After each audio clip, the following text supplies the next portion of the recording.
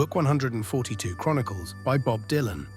Chronicles by Bob Dylan is not a conventional memoir, but a mesmerizing journey through the mind of a cultural icon.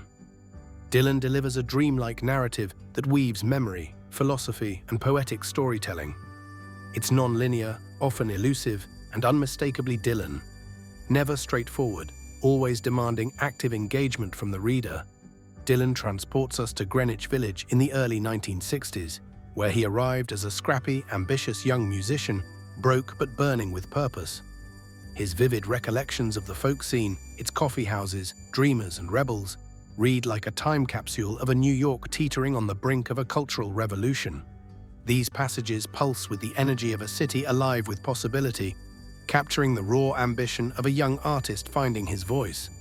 One of the most poignant sections chronicles Dylan's pilgrimage to visit his idol, Woody Guthrie, confined to a hospital bed. With raw reverence, Dylan paints this encounter as a symbolic passing of the torch in American songwriting, a moment both tender and mythic. His admiration for Guthrie grounds the narrative in a deep respect for the folk tradition, setting the stage for his own transformative contributions. Dylan offers an intimate look into the creation of two pivotal albums, New Morning, 1970, and Oh Mercy, 1989, revealing the alchemy of his songwriting and recording process.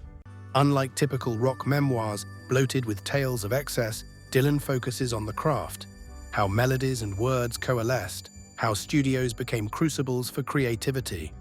These sections are a masterclass in artistic discipline, offering rare insight into a songwriter's mind. The memoir also grapples with Dylan's unease at being crowned the voice of a generation. He describes fame as a gilded cage, clashing with his yearning to create music and live simply.